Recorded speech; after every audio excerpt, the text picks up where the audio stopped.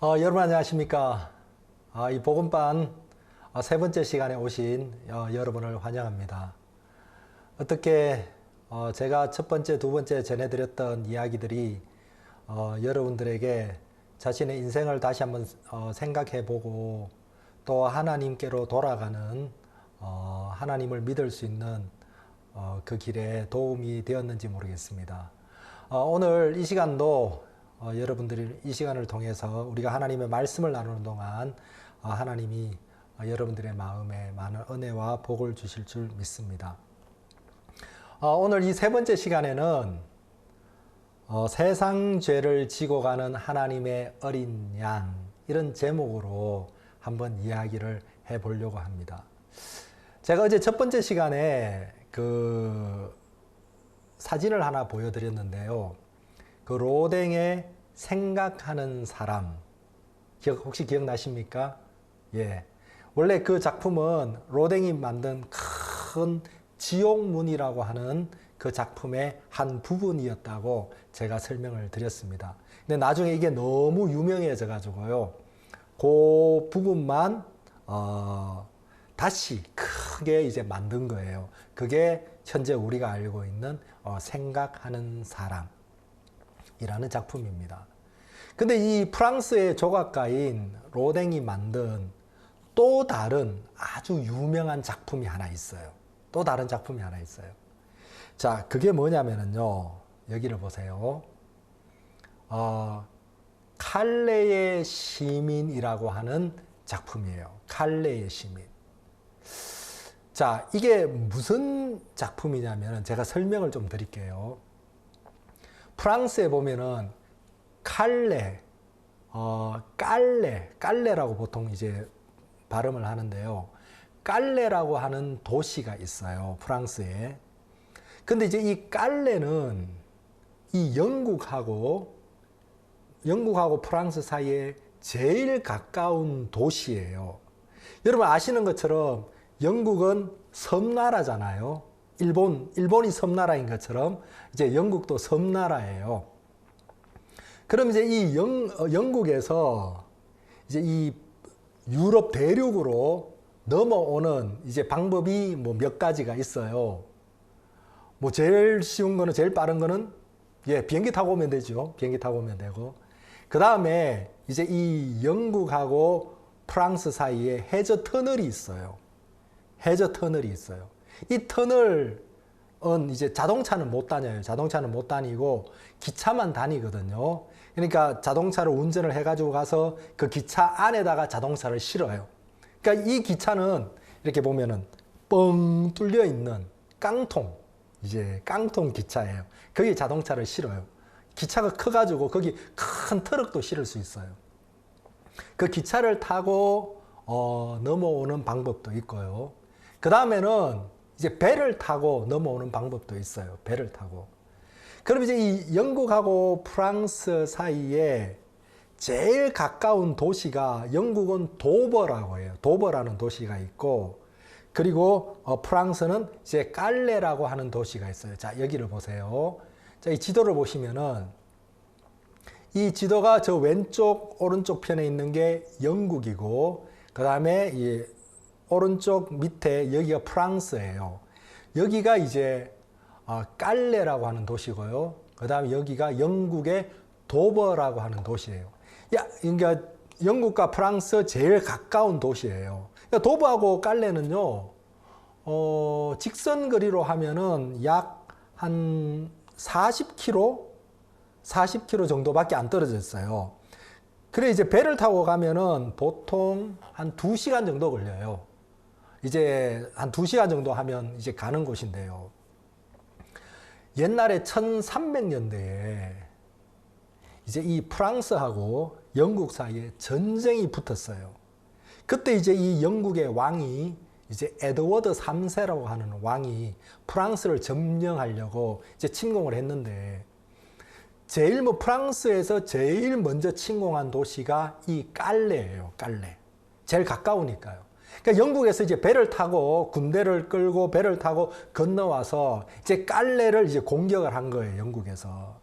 근데 이제 깔레 시민들이 끝까지 버텼어요. 저항을 했어요. 얼마나 버텼느냐 하면은 약 1년간을 저항을 했어요. 근데 이제 결국은 에드워드 3세에게 이제 이 깔레가 져요. 이게 이제 함락이 돼요. 이제 결국은 이제 이 도시가 깔레가 이제 영국으로 넘어갔거든요. 근데 에드워드 3세가 너무 화가 난 거예요. 왜냐하면 지난 1년 동안 이 깔레 시민들이 끈질기게 버티고 그리고 영국을 괴롭히고 그러면서 영국 측에도 이제 많은 손해가 있었어요. 이게 이제 에드워드 3세가 너무 이제 열받고 화가 나가지고 이 깔레 시민들을 다 죽이려고 했어요. 다 죽이려고.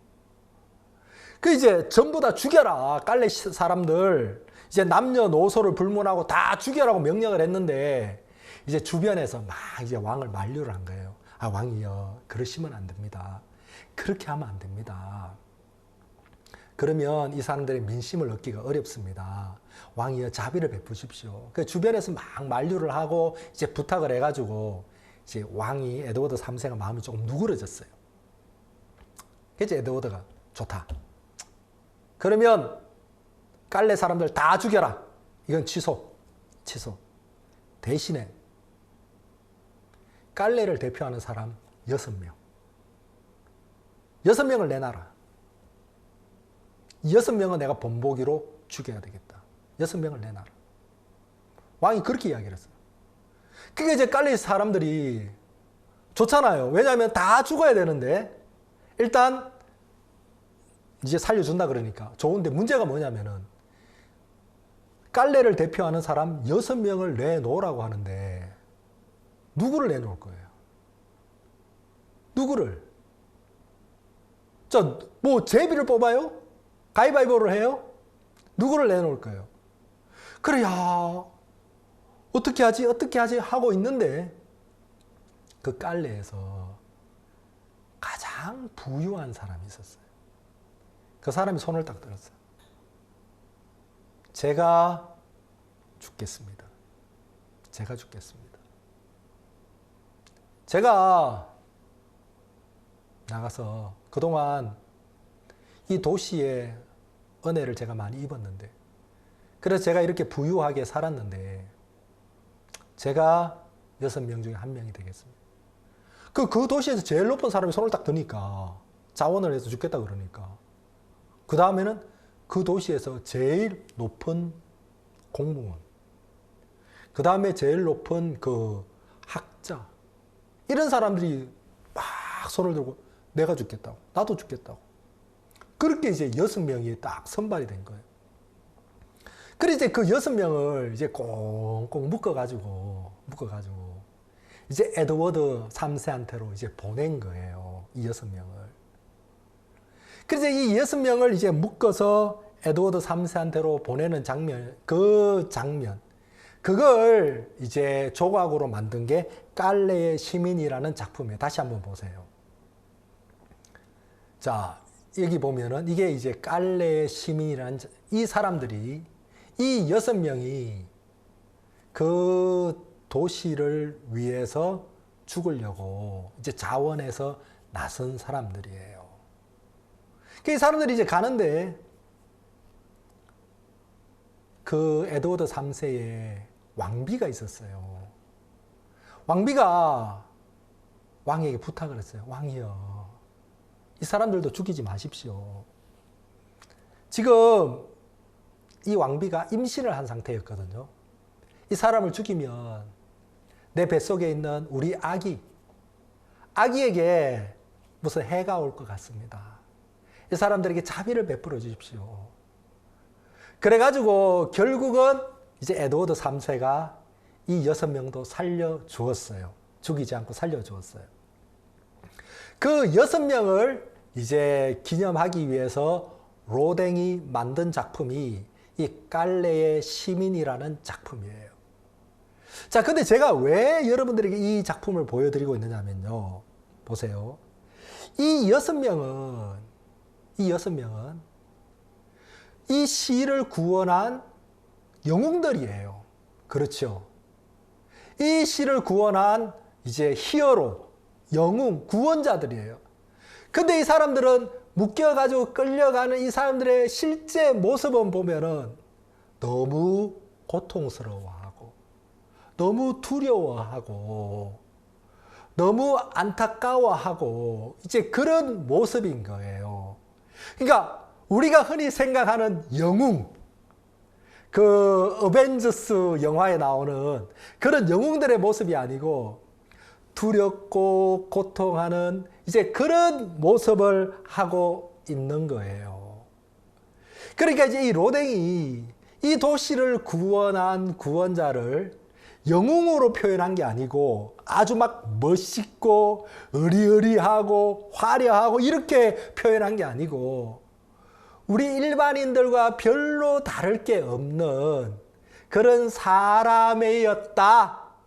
이들 도시를 구원한 영웅들이 맞지만은 우리와 별로 다를 것이 없는 평범한 사람들이었다. 이제 그거를 설명을 하는 거예요.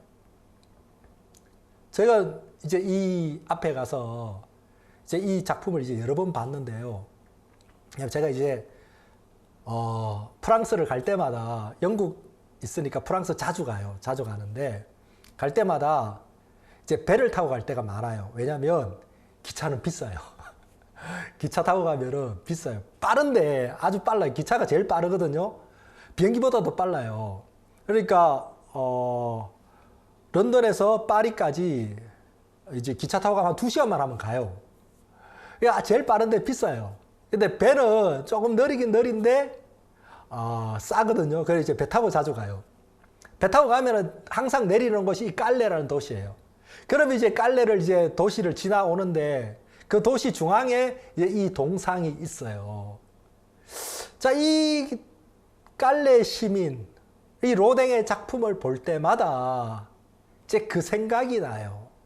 이 도시를 구원한 이 영웅 구원자지만은 별로 우리와 다를 것이 없었던 평범한 사람들이었던 거예요. 뭐가 생각이 나느냐 하면은 예수님이 생각이 나는 거예요. 예수님 우리를 구원한 구원자이시지만은 그도 우리와 별로 다를 것이 없었던 인간의 몸을 입었고 또 그 십자가 앞에서 두려워하고 고통하고 그리고 떨었던 그런 예수님이 이제 생각이 나는 거예요. 여러분 오늘은 그 예수님이 우리를 위해서 무슨 일을 하셨는지 그 예수님이 여러분들을 위해서 어떤 일을 하셨는지 그 이야기를 조금 해보려고 합니다. 자, 그 이야기를 하기 위해서 우리 레위기라는 성경을 한번 찾아봅시다. 레위기 4장에 보면은요. 레위기 4장 27절 말씀이 있습니다. 27절 제가 한 절만 읽어보겠습니다. 만일 평민의 하나가 여호와의 검령 중 하나라도 부지 중에 범하여 허물이 있었다가 자, 이 레위기의 이 부분은 어떤 부분이냐면요. 속죄 제사를 설명하는 부분이에요. 속죄 제사. 여러분 속죄 제사가 뭐냐면요. 자, 하나님과 인간은 죄로 말미암아 멀어졌어요. 원래 하나님과 인간은 하나였어요. 함께였어요. 근데 어느 날 인간에게 죄가 들어왔어요. 어제 제가 설명을 드렸죠. 자, 그 죄가 들어왔고 그 죄로 말미암아 하나님과 인간이 나누어진 거예요.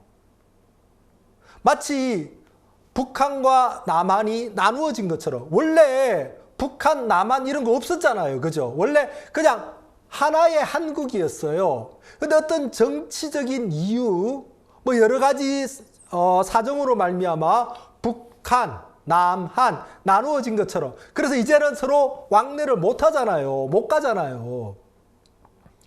자, 그것처럼 죄로 말미암아 하나님과 인간이 나누어졌는데 자, 이 인간이 하나님께로 돌아가기 위해서는 먼저 뭘 해야 되느냐면 이 중간에 있는 이 죄의 문제부터 해결을 해야 되는 거예요. 죄부터 해결을 해야 되는 거예요. 근데 이제 이 죄를 어떻게 해결하느냐면요. 이 죄는 하나님 잘못했습니다. 용서해 주세요. 다시는 안 그럴게요. 이렇게 한다고 해결되는 게 아니에요. 아니면 아이고 하나님 죄송합니다. 제가 이만큼 죄를 지었으니까 이만큼 착한 일을 할게요. 그래서 해결되는 것도 아니에요. 아니면 아이고 하나님 내가 이만큼 죄를 지었으니까 제가 속죄하는 의미로 뭐 금식도 좀 많이 하고 속지 않는 의미로 저 산속 깊은 곳에 가가지고 뭐 이제 뭐 도도 닦고 좀 수련도 하고 그렇게 해결되는 게 아니에요. 자, 하나님은 성경에서 죄를 해결할 수 있는 방법을 설명을 해주셨는데 그게 뭐냐면 바로 속죄 제사라는 거예요. 자, 제사를 하나님께 드려서 이 죄를 속하는 거예요. 죄를 씻는 거예요. 그 과정을 레위기 4장에 설명을 하고 있어요. 자, 27절에 만일 평민의 하나가 어떤 사람이 죄를 지었어요. 이 사람이 여러분이라고 생각을 해보세요. 자, 여러분이 죄를 지었어요. 28절 그 범한 죄에 깨우침을 받거든 그는 흠없는 암염소를 끌고 와서 그 범한 죄를 인하여 그것을 예물로 삼아. 자, 이 사람이 이제 이 속죄 제사를 언제 드리느냐면요. 그 범한 죄에 깨우침을 받거든 그랬잖아요. 자, 무슨 이야기입니까? 자, 죄를 지었어도 내가 죄를 지었구나. 야, 내가 죄인이구나. 야, 내가 참 더럽고 악한 사람이구나. 이거를 모르는 사람들이 있다니까요. 그걸 어떻게 몰라요? 아니, 모를 수 있다니까요. 자, 이런 거예요. 자, 내가 병이 걸렸어도, 병이 들었어도 모를 수 있잖아요. 그죠? 모를 수 있잖아요. 영국은 그 의료보험이 공짜예요. 와, 좋죠? 좋죠? 예, 병원에 가면은 돈을 하나도 안 내요. 하나도 안 내요. 저희 집에 같이 살고 있는 중국 선교사님 부부가 있는데 그 어린 딸이 하나 있어요. 의진이라고 이제 3살 먹은 딸이 하나 있어요. 근데 얘가 한 달, 2달 전에 병이 걸렸어요. 그래가지고 이제 병원을 갔어요. 병원에 가서 한 일주일을 입원을 했거든요. 아주 좋은 병실에서. 독실. 거기서 막 삼시세끼 다 주고 막 하여튼 엄청 좋아요. 거기서 일주일 입원을 하고 퇴원을 했는데 얼마 들었는지 아세요? 얼마 들었는지 아세요? 돈 안 내요. 나올 때 땡큐 하고 나오면 돼요. 영국은 의료보험 공짜예요. 병원은 100% 공짜예요. 아무리 큰 병에 걸렸든지 아무리 큰 수술을 해도 10원도 낼 필요가 없어요. 좋죠? 여러분 영국 오고 싶죠? 대신에 세금이 엄청 비싸요. 세금이 엄청 비싸요. 자, 영국은 병원이 공짜인데 그러면 누가 병원에 갑니까? 누가 병원에 갑니까? 공짜라고 다 가는 거 아니에요. 병든 사람이 가지요? 아니에요. 아니에요. 병들었다고 가는 게 아니고 내가 병이 들었구나. 다시 얘기하면 내가 뭐가 문제가 있구나. 야, 지금 내 몸이 뭔가 문제가 있다. 이게 정상이 아니다. 이걸 느껴야 병원에 가는 거예요. 아무리 병원이 공짜로 딱 돼 있어도 내가 지금 문제가 있구나. 병에 걸렸구나. 이걸 느끼지 못하고 깨닫지 못하면요. 안 간다니까요. 왜 그래요. 그래서 이제 병을 키우는 이제 그런 경우들이 많다니까요. 그러니까 이 속죄제사도 마찬가지예요. 이 속죄제사를 언제 시작을 하느냐 하면은 그 범한 죄의 깨우침을 받거든. 자, 어제 제가 율법에 대해서 이야기를 드렸잖아요. 그러니까 바로 이 율법이 이 역할을 하는 거예요. 네가 죄인이다.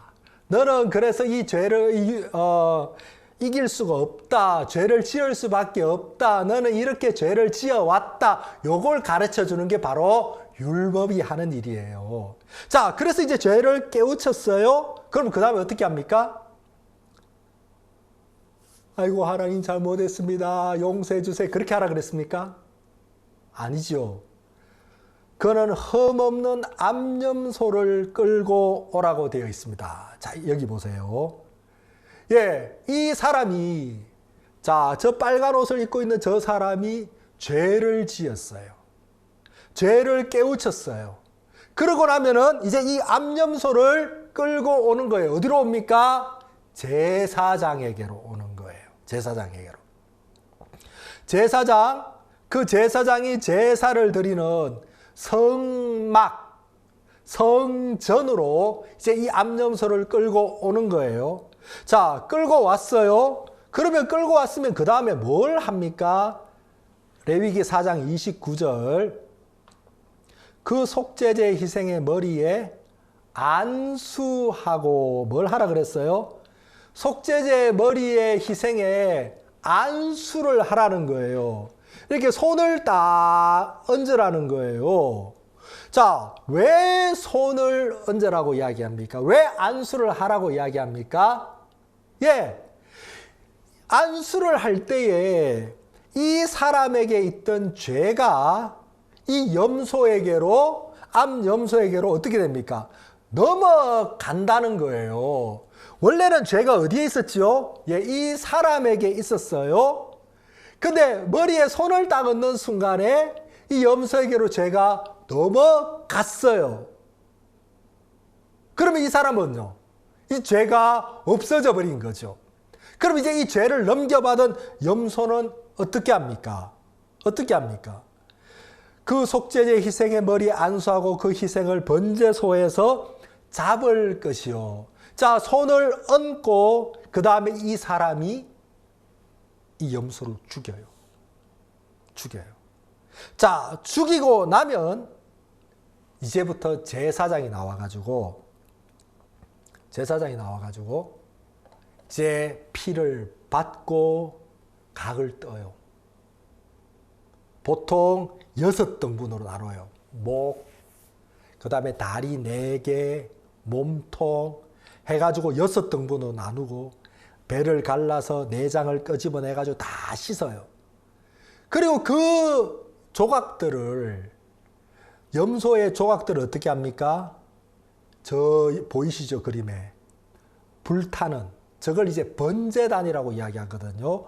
자, 번제단 위에다가 이걸 딱 올리는 거예요. 그리고 이제 이 재물을 다 불태워요. 자, 왜 이렇게 합니까? 하나님이 말씀하셨어요. 죄의 싹은 사망이라는 거예요. 무슨 말입니까? 죄를 지었으면 죄를 해결하기 위해서는 그 죄의 값을 지불해야 된다는 거예요. 죄의 값을 지불하지 않으면 절대로 죄는 끝이 안 나요. 근데 그 죄의 값이 무엇입니까? 생명이란 말이에요. 사망이란 말이에요. 그걸 누가 정했죠? 하나님이 정하신 거예요. 자, 이 세상도 그렇잖아요. 자, 내가 예를 들어서 도둑질을 해가지고 잡혔다고 해봅시다. 뭐 남의 집에 가가지고 뭐 다이아몬드를 하나 훔쳤어요. 그래서 경찰에 잡혔어요. 자, 그럼 내가 경찰한테 가가지고 아이고 죄송합니다. 잘못했습니다. 아이고 내가 미쳤는 모양입니다. 순간적으로 확 돌았습니다. 아이고 내가 왜 그랬을까요? 정말 죄송합니다. 다시는 안 그럴게요. 하고 막 빌어요. 그러면 용서가 돼요? 아이고 저렇게 온 마음으로 전심으로 비는 거 보니까 용서해 줘야 되겠다. 그럼 이제 다시 그러지 마세요. 한 번 더 그러면 이제 진짜 큰일 나요. 하고 그냥 보내줍니까? 안 그래요. 절대로 그렇지 않아요. 용서한다고, 용서를 빈다고 해결되는 게 아니고 죄를 지었으면 죄의 값을 지불해야 돼요. 판사가 죄의 값을 정하잖아요. 죄의 값을. 당신 다이아몬드 훔쳤네요. 맞습니까? 예. 검사가 이야기하기에 증거는 이렇습니다. 맞네요. 그러면 그 죄로 인하여 징역 2년 땅땅땅 때리는 거예요. 그럼 그 징역 2년이 뭐예요? 판사가 정한 죄의 값이에요. 그 값을 내가 지불하면은 나는 그 죄에서부터 자유로워지는 거예요. 맞죠? 마찬가지예요. 하나님이 정해놓으신 죄의 값이 바로 사망이에요. 생명이에요. 자, 이 사람이, 죄를 지은 사람이 염소를 끌고 와서 그 염소의 머리에 손을 얹고 그리고 그 염소를 죽여 불태웠을 때에 다시 이야기하면 죄의 값으로 생명을 지불했을 때에 그 죄가 해결이 되는 거예요. 끝이 나는 거예요. 여러분 이해 가십니까? 예. 자, 그러면 이제 이 제사장이 각을 뜬 고기를 번제단 위에 올려놓고 불을 태워요. 그럼 그 피는 어떻게 합니까? 그 피는 여기 보세요. 그 피는 제사장이 딱 받아가지고 손가락으로 단뿔에, 이 제단뿔에다가 피를 이렇게 발라요. 왜 제단뿔에다가 피를 바릅니까? 성경이 이야기를 해요. 우리의 죄가 기록된 장소가 있어요. 자, 여러분이 죄를 지으면 여러분의 죄가 기록된 장소가 있어요. 자, 예레미야 17장을 한번 찾아봅시다.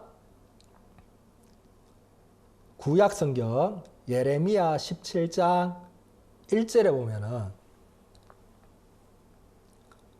다 찾으셨습니까? 예, 제가 읽어드리겠습니다. 유다의 죄는 금강석 끝 철필로 기록되되 그들의 마음판과 그들의 단뿔에 새겨졌거늘. 자, 유다가 죄를 지었어요. 그러면 그 죄는 어디에 기록됩니까? 마음판, 두 군데 기록이 되죠. 마음판 첫 번째, 두 번째 어디입니까? 단뿔. 여러분이 죄를 지으면 그 죄는 여러분의 마음과 그리고 바로 이 단뿔의 기록, 거기에 여러분의 죄가 이렇게 기록이 돼요. 몇 년, 몇 월, 며칠, 누가 무슨 죄를 지었다. 이렇게 딱 기록이 되어 있는 거예요. 이해가세요? 자, 근데 이 제사장이 그 피를 받아가지고 어떻게 합니까? 그 단뿔에 칠하는 거예요. 거기에 죄의 기록이 있는데 그걸 피로 칠하는 거예요. 피로 덮어버리는 거예요. 이거를 성경적인 용어로 뭐라고 이야기하냐면 도말이라고 이야기를 해요. 따라해보세요. 도말. 예, 도말. 덮어버린다는 거예요. 덮어서 지운다는 거예요. 자, 그렇게 하면 어떻게 됩니까? 자, 이 과정을, 이 속죄제사를 드리고 나면은 이 사람의 죄가 해결이 됐어요. 야, 자유다. 야, 이제 내 죄가 씻어졌다. 감사하다. 집에 가요. 자, 근데 문제가 있어요. 무슨 문제가 있습니까? 우리가 죄를 한 번만 짓는 게 아니잖아요. 그렇죠? 여러분 인생을 살면 얼마나 많은 죄를 지으셨어요? 몇 번 죄를 지으셨어요? 2번? 3번? 아니죠. 우리가 수많은 죄를 지었어요. 제사를 드렸는데 이 제사는요, 그 순간, 그 한 번, 그 죄만 해결을 하는 거예요. 그럼 또 죄를 지으면 어떻게 됩니까?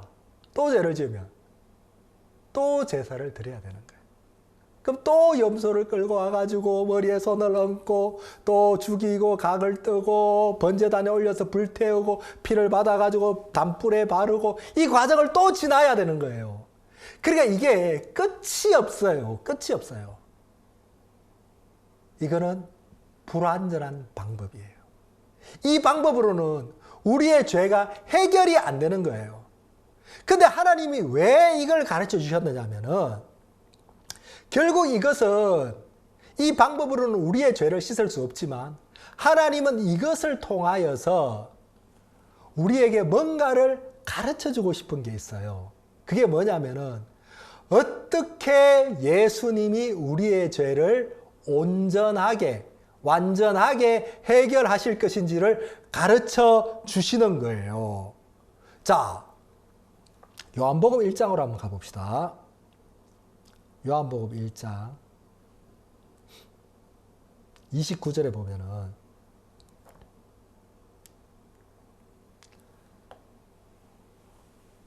이튿날 요한이 예수께서 자기에게 나오심을 보고 가로되 보라 세상 죄를 지고 가는 하나님의 어린 양이로다. 자, 요한은 선지자예요. 요한이 광야에서, 유대 광야에서 사람들에게 말씀을 전하고 또 사람들에게 세례를 주고 있는데 저기서 예수님이 오는 거예요. 예수님이. 자, 이 요한은 하나님의 선지자이기 때문에 예수님이 누군지를 알았어요. 자, 사람들은 예수님을 볼 때 그냥 뭐 유대의 한 청년? 별로 뭐 뛰어난 게 없는, 별로 뭐 이렇게 딱 우리의 눈을 사로잡는 그런 게 없는 그냥 평범한 청년이에요. 근데 요한이 예수님을 딱 보는 순간 이 예수님이 누군지를 안 거예요. 그래서 요한이 예수님이 오시는 걸 보고는 거기에 모여있던 사람들에게 예수님을 소개하는 거예요. 보라. 뭐라고요? 보라. 여러분 보세요. 요한이 보라고 이야기했잖아요. 그럼 여러분들 좀 보세요. 어떻게 봐요? 생각으로. 여러분 마음으로 한번 보세요. 자, 그려보세요.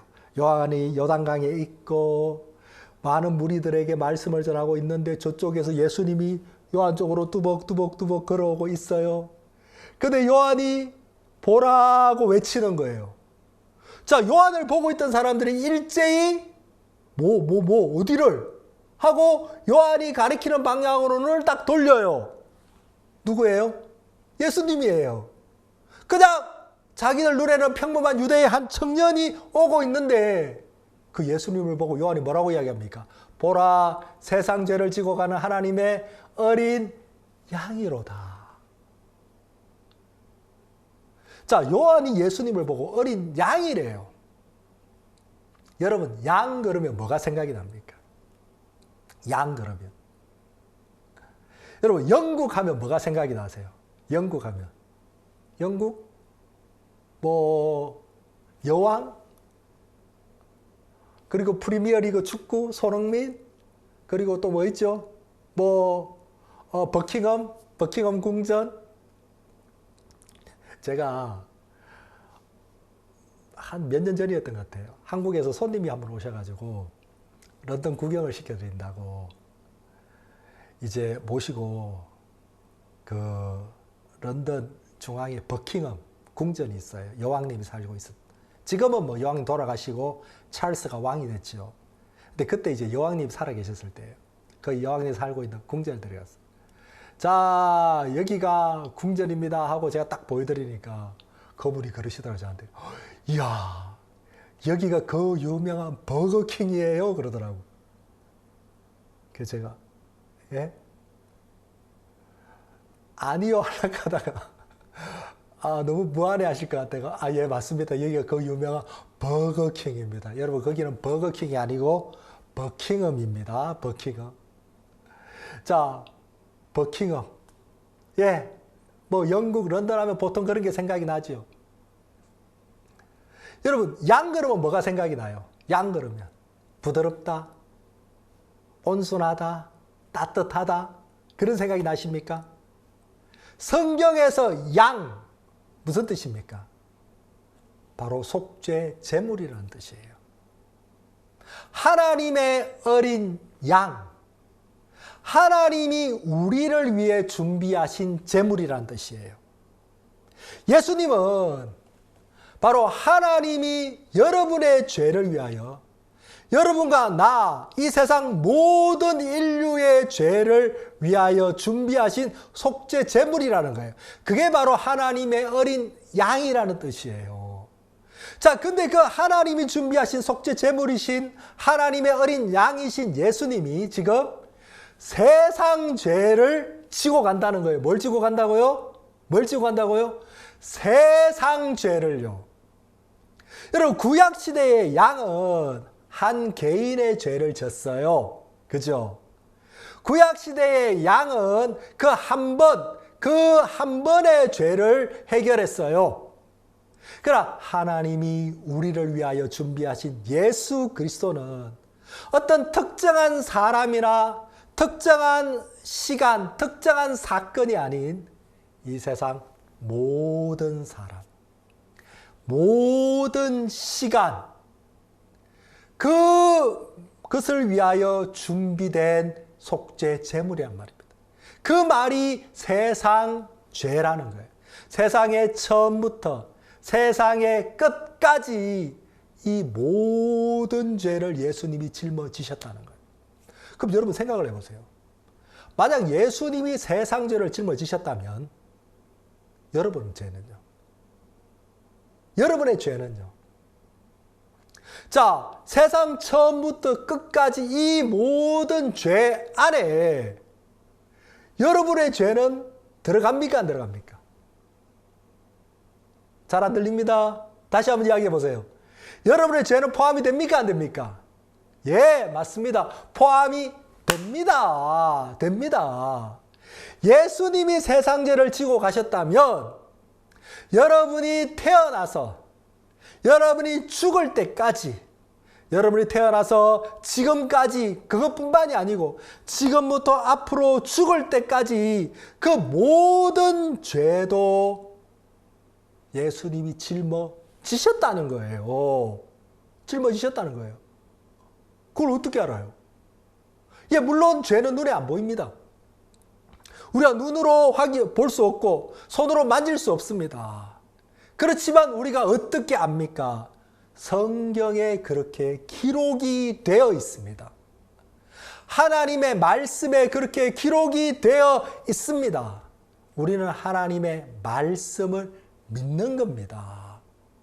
자, 세상 죄를 지고 가는 하나님의 어린 양이로다. 예수님이 이제 그 죄를 짊어지고 가시는 거예요. 예수님이 어떻게 세상 죄를 지셨지? 어떻게 세상 죄를 지셨지? 자, 이사야를 한번 가봅시다. 이사야, 구약 성경 이사야 53장 6절을 읽겠습니다.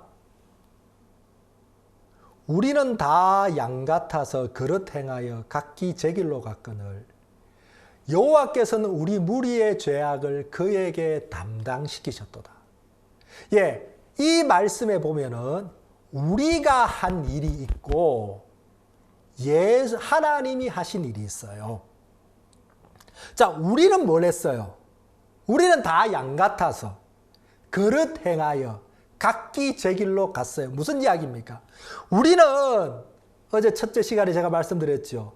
창조자가 있는데도 창조자 신경 안 쓰고 창조자의 뜻, 마음 생각지 아니하고 그냥 내가 하고 싶은 거, 내가 원하는 거. 자, 그 길로 각기 제 길로 간 거예요. 어떤 사람은 돈 버는 길로 가고 어떤 사람은 공부하는 길로 가고 어떤 사람은 공 차는 길로 가고 자, 어떤 사람은 먹고 노는 길로 가고 자, 어떤 길이든지 자기 길이에요. 자기가 좋아하는 길이에요. 자, 우리는 그렇게 살았어요. 하나님이 있는데도 창조자가 있는데도 있는지도 모르고 자, 그 창조자가 우리에게 원하는 게 뭔지도 모르고 그냥 내 마음이 내 육체가 원하는 대로 그렇게 살았어요. 그런데 나는 그렇게 했는데 하나님은 뭘 하셨습니까? 우리 무리의 죄악을 그에게 담당시켰다. 그가 누굽니까? 예수 그리스도.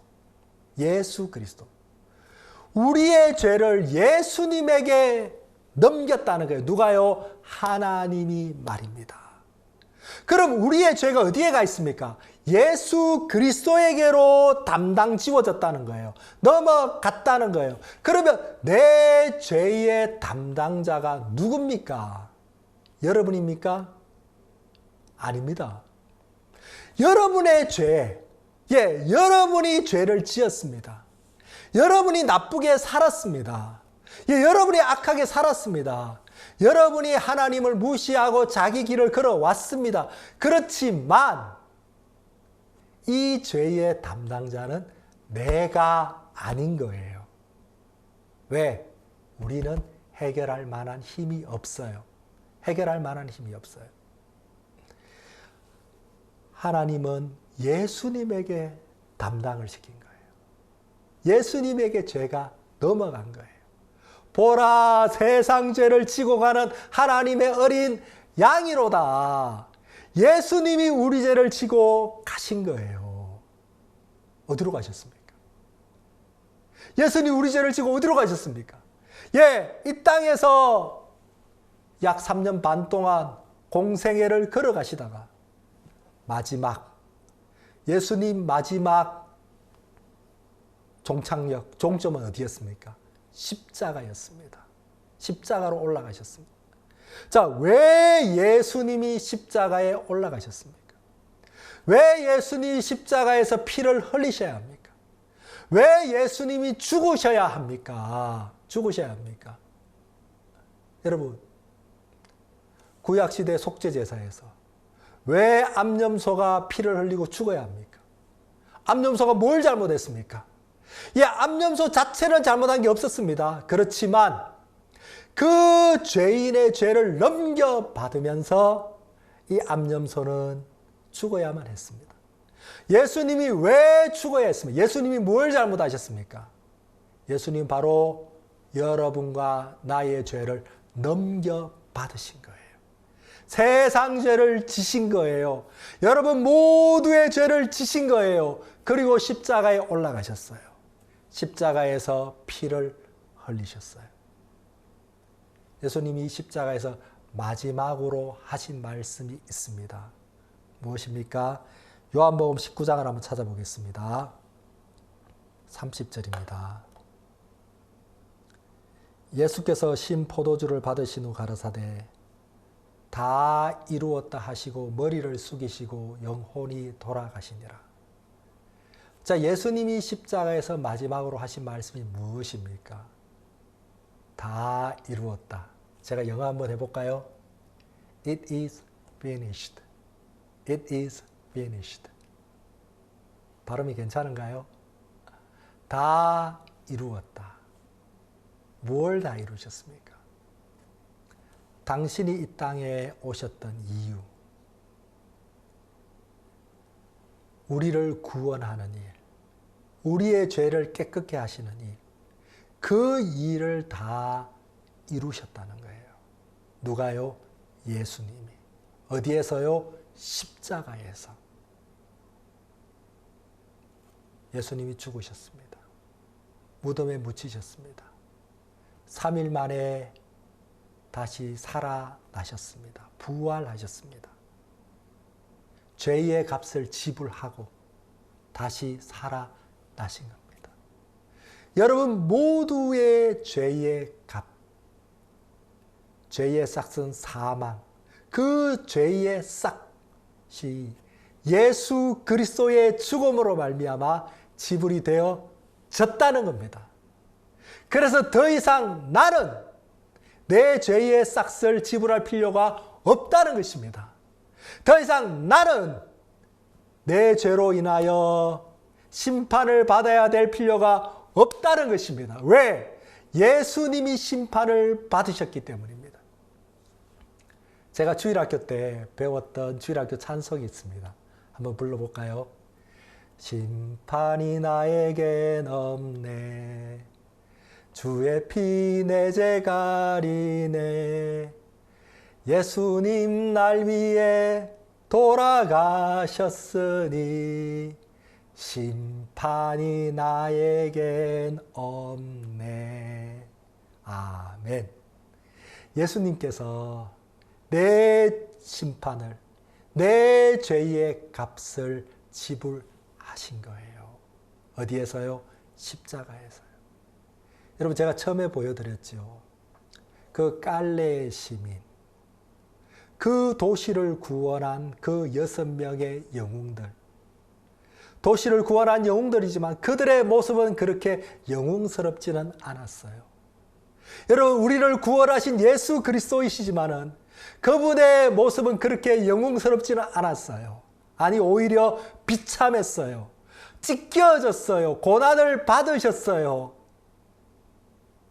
그것으로 인하여 여러분과 내가 구원을 받은 거예요. 우리의 죄가 씻어진 거예요. 우리는 그것을 믿는 거예요.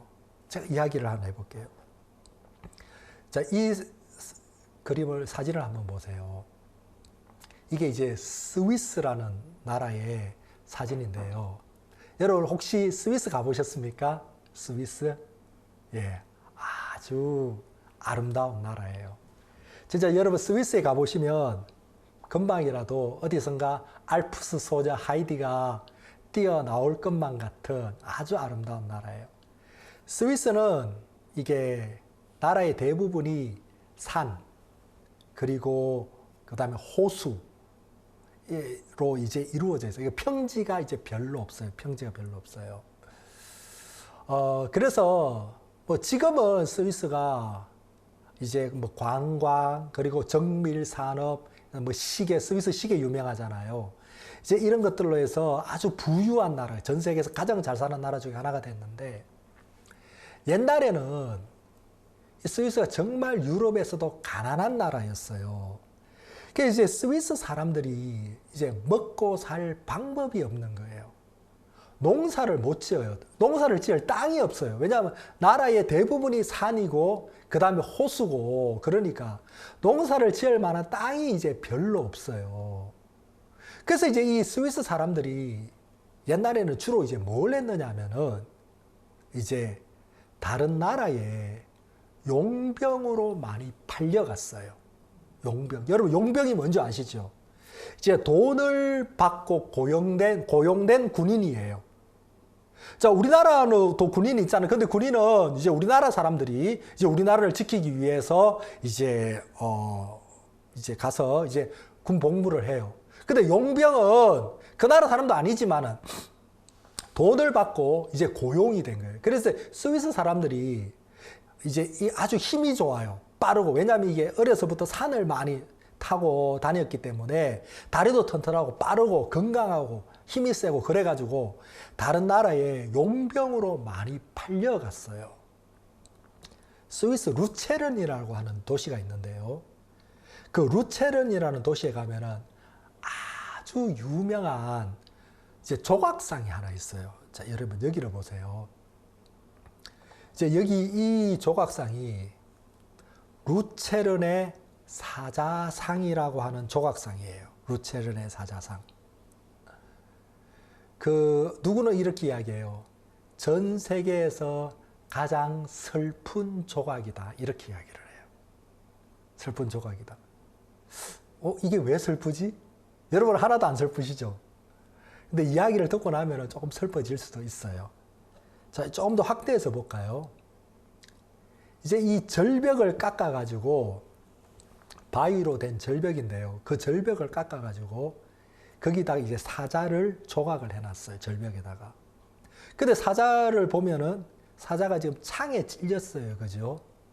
창에 찔려가지고 지금 죽어가요. 그리고 사자 앞에 방패가 하나 있어요. 방패가 있고 그 방패에 십자가 방패가 있고, 그리고 그 사자 발밑에 또 다른 방패가 하나 있죠.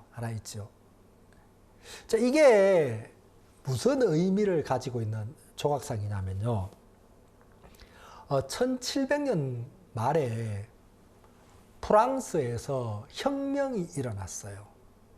영국이나 프랑스는 오랫동안 왕이 다스렸어요. 그죠? 옛날에는 왕이 다스렸어요.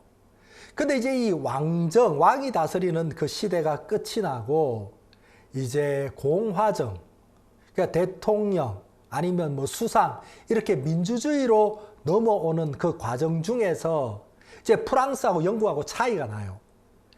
이제 이 프랑스는 왕정 시대가 어떻게 대통령제로 넘어왔느냐면은 시민들이 혁명을 일으켜서 이 왕을 죽여버렸어요.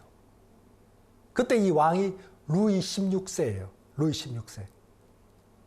여러분 들어보셨죠? 그죠? 이 시민군이 일어나가지고 이 왕을 죽이고 왕정을 폐지하고 그리고 대통령제, 공화제로 이렇게 넘어왔어요. 근데 영국은 어떻게 됐느냐면은 영국도 왕이 있었는데 영국은 왕을 죽인 게 아니고요. 왕하고 시민들하고 타협을 봤어요. 타협을 봤어요. 서로 이렇게 대화를 해가지고 죽이는 대신에 타협을 했어요. 그래서 어떻게 타협을 했느냐면은 자, 죽이지는 않겠다. 자, 왕이 존재할 수 있도록 하겠다. 그렇지만 권력은 뺏었어요. 권력은.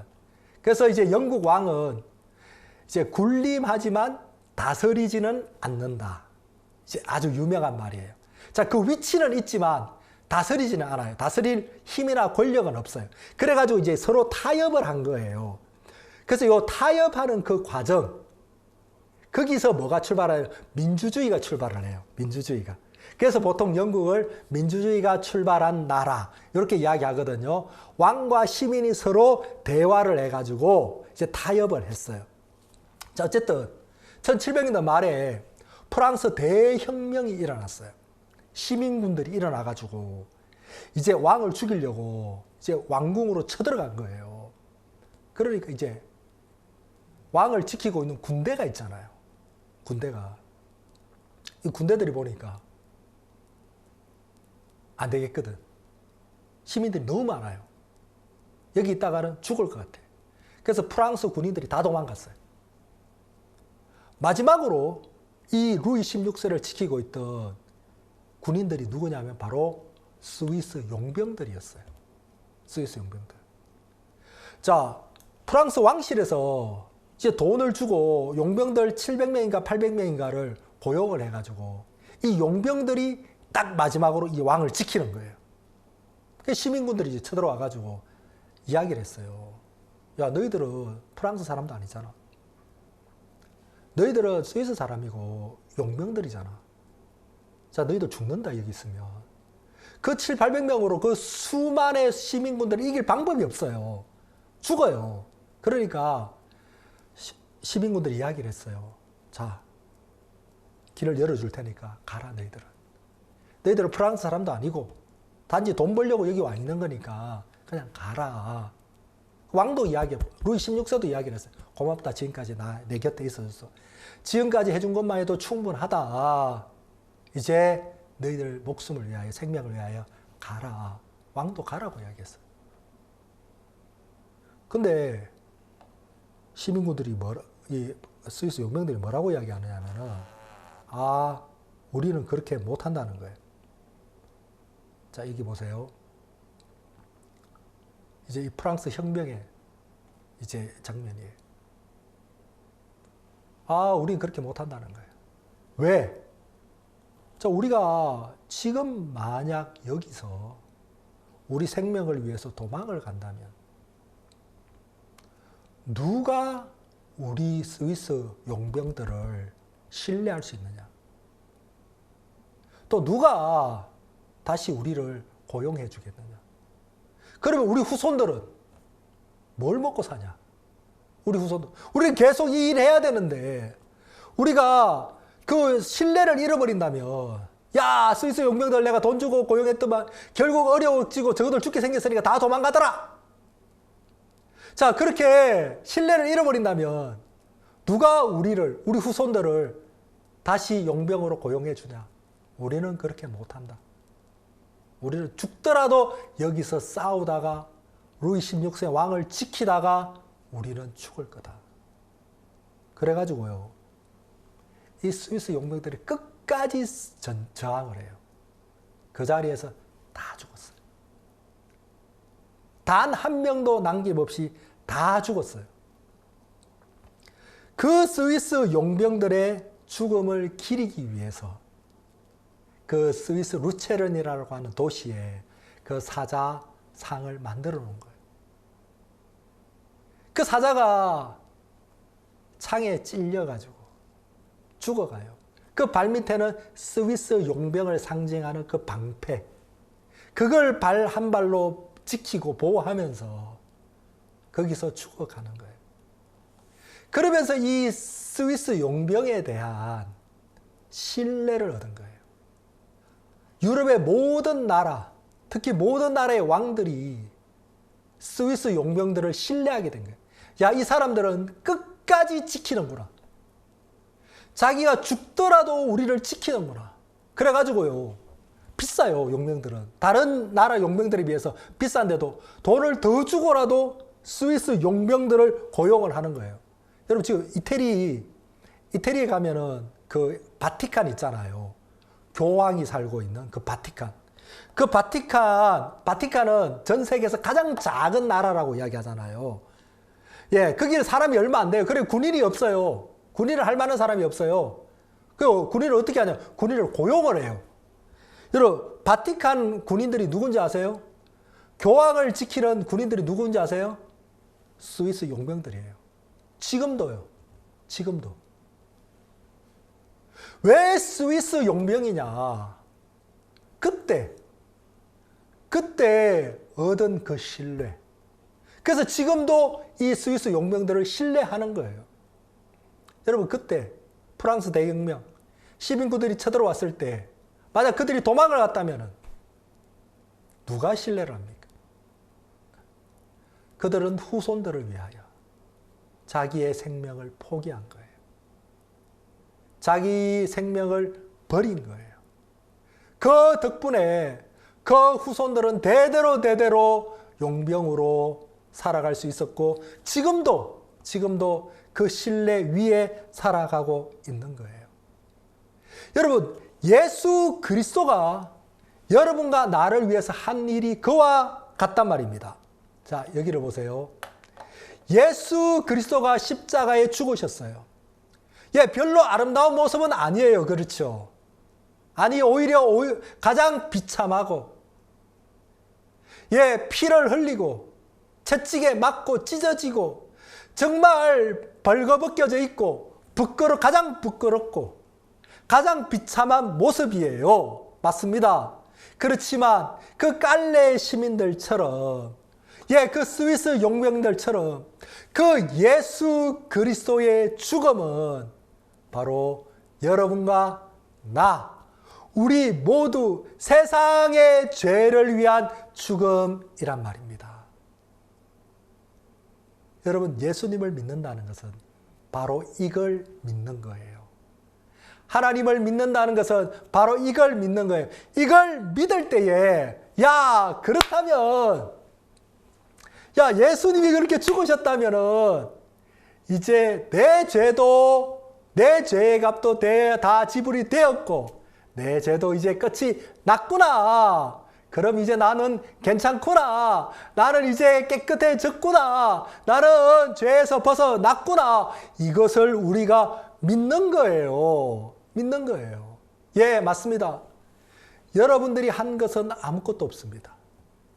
여러분들의 죄를 위하여, 여러분의 구원을 위하여, 맞습니다. 여러분들이 한 것은 아무것도 없습니다. 누가 했습니까? 하나님이.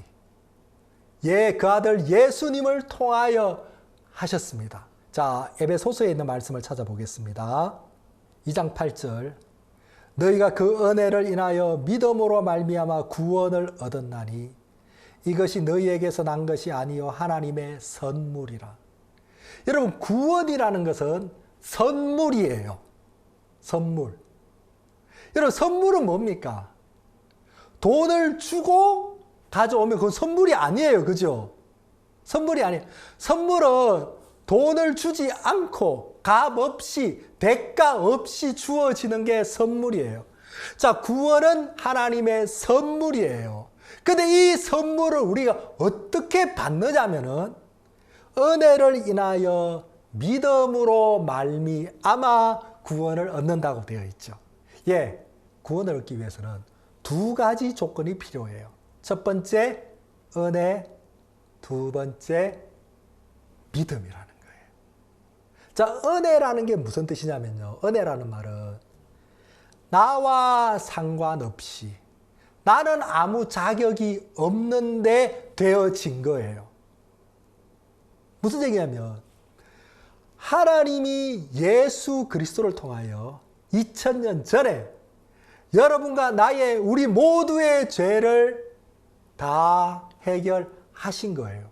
여러분 뭐 하셨어요 그때? 예수님이 십자가를 지고 가실 때, 예수님이 채찍에 맞을 때, 맞아서 피를 흘릴 때 여러분은 뭘 하셨어요? 아무것도 안 했어요. 아니 할 수도 없었어요. 우리는 태어나지도 않았어요. 존재하지도 않았어요. 그렇죠? 자, 그러나 그때 이미 하나님은 여러분과 나를 위해서 그리스도를 통하여 우리의 모든 죄를 해결하신 거예요. 이걸 뭐라고 이야기합니까? 은혜라고 이야기하는 거예요. 나와 상관없다는 거예요. 나와 상관없이 이미 이루어져 버린 거예요. 자, 그러면 이제 이 은혜가 준비가 됐는데 구원은 이 은혜를 믿는 거예요. 은혜를 인하여 믿음으로 말미암아 구원을 얻는다 그랬잖아요. 그러니까 이 은혜에다가 믿음을 더하는 거예요. 아, 그랬구나. 야, 그래서 예수님이 죽으셨구나. 그래서 예수님이 피를 흘리셨구나. 그러면 이제 내가 깨끗하구나. 그러면 이제 내가 더 이상 심판을 받아야 될 필요가 없구나. 야, 예수님 하나님 고맙다. 감사하다. 그 은혜를 믿는 거예요. 은혜를 믿음으로 구원을 얻는 거예요. 근데 만약에 은혜가 준비됐는데 안 믿으면 에이 그런 게 어디 있어요. 에이 말도 안 돼. 안 믿으면 그러면 그 은혜는 여러분의 것과 여러분의 것이 되지 않는 거예요. 여러분과 상관이 없는 게 되는 거예요. 자, 제 아내가 저녁을 잘 차려놔요. 자, 찌개도 끓이고 밥도 하고 나물도 하고 여보 저녁 준비됐어요. 식사로 오세요. 불러요. 내려가 보면 다 차려져 있어요. 다음 뭘 하면 됩니까? 먹으면 돼요. 그죠? 저 그거 잘해요. 저 그거 잘해요. 먹으면 돼요. 먹으면서 하나 더 해야 될 게 있어요. 뭐예요? 야, 너무 맛있다, 야. 오, 너무 맛있네. 와, 당신 된장찌개 최고. 와, 이 나물 왜 이렇게 맛있어? 간이 딱 맞네. 여보, 고마워요. 먹으면 되는 거예요. 근데 만약에, 나 오늘 속도 좀 별로 안 좋고. 배도 너무 부르고, 안 먹을래. 안 먹을래. 다 차려놔도 안 먹으면 내 거 안 되는 거예요. 믿음이 그와 같은 거예요. 믿음은 차려놓은 것을 내 것으로 먹는 거예요. 아, 그랬구나. 나를 위해서 예수님이 하셨구나. 그럼 나는 이제 깨끗하구나. 이걸 믿는 거예요. 그러면 그걸 보고 뭐라고 이야기합니까? 구원이다. 너희가 은혜를 인하여 믿음으로 말미암아 구원을 얻었나니 이것이 너희에게서 난 것이 아니요 하나님의 선물이다. 하나님의 선물. 여러분 받으세요. 여러분 믿으세요. 하나님 고맙습니다. 나는 한 거 아무것도 없는데 나는 한평생 내 마음 한평생 내 욕망 쫓아서 살아온 것밖에 없는데 이런 나를 위해서 하나님이 이렇게 해주셨네요. 이런 나를 위해서 예수 그리스도를 보냈고 그 예수님을 통하여 내 모든 죄를 다 씻어주셨네요. 하나님 고맙습니다. 감사합니다. 이렇게 믿으시면 되는 거예요. 그러면 하나님은 뭐라고 이야기하십니까? 네가 구원을 받았다. 이렇게 말씀하시는 겁니다. 오늘 이 하나님의 귀한 은혜, 이 하나님의 귀한 선물 여러분 다 받아가지고 가세요. 이 수양에 오셨잖아요. 여기까지 오셨는데 이거 받아가지고 가세요. 돈 달라고 안 해요. 여러분 할 거 아무것도 없어요. 아, 그렇구나. 그랬구나. 내가 이걸 몰랐구나. 감사하다. 나 이제 믿는다. 그럼 하나님이 잘했다. 잘했다. 너 이제 구원받았다. 너 이제 나의 자녀다. 너 이제 영생에 들어왔다. 하나님이 이렇게 말씀하시는 겁니다. 셋째 시간 이렇게 마치도록 하겠습니다. 제가 오늘 오후에 또 계속 이어서 이 부분에 대해서 좀 더 자세하게 이야기를 드리도록 하겠습니다. 들어주셔서 감사합니다.